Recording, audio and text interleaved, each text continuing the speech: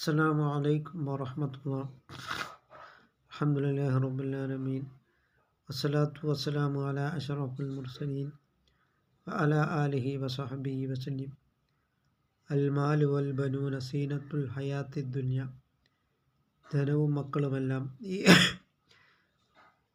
ദുനിയവിയായ ജീവിതത്തിലെ അലങ്കാരമാണ് എന്നാണ് വിശുദ്ധമായ ഖുർആൻ പറഞ്ഞിട്ടുള്ളത്.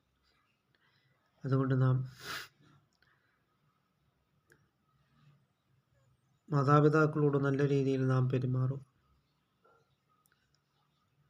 അള്ളാഹുവിനെയും റസൂലിനെയും അനുസരിക്കുകയും മാതാപിതാക്കളെ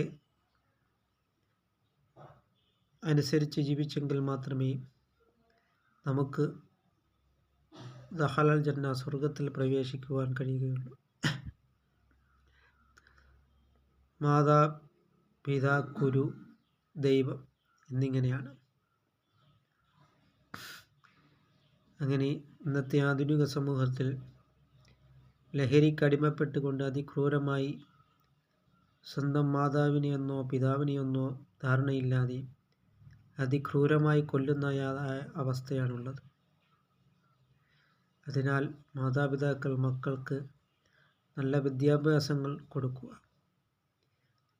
അദബും മര്യാദയോടുകൂടി പഠിക്കുകയും ഭൗതികമായ വിദ്യാഭ്യാസത്തോടുകൂടി ആത്മീയമായിട്ട് വിദ്യാഭ്യാസങ്ങൾ നൽകി ഇസ്ലാമിക ബോധത്തോടു കൂടി തന്നെ വളർത്തുകയും ചെയ്യും. അങ്ങനെ ഇൽമു ഹയാത്തുൽ ഇസ്ലാം, വിജ്ഞാനമെന്നുള്ളത് ഇസ്ലാമിൻ്റെ ജീവനാഡി എന്നാണ് സയ്യിദുനാ മുഹമ്മദുർ റസൂലുള്ളാഹി സ്വല്ലല്ലാഹു അലൈഹി വസല്ലം തങ്ങൾ പറഞ്ഞിട്ടുള്ളത്. അങ്ങനെ നാം വിജ്ഞാനങ്ങളെ നാഫിയാക്കുകയും ഭൗതികവും ആത്മീയവുമായ രണ്ട് വിദ്യാഭ്യാസങ്ങൾ നേടിയെടുക്കുകയും അങ്ങനെ നാം ലില്ലാം അള്ളാഹുവിൻ്റെ പ്രീതിയിലായിട്ട് നാം ജീവിക്കുവാൻ നാം ശ്രമിക്കുക. അള്ളാഹു തആല നമുക്ക് നാഫിയായ ഇൽമിനെ അള്ളാഹു തആല പ്രദാനം ചെയ്യുമാറാകട്ടെ.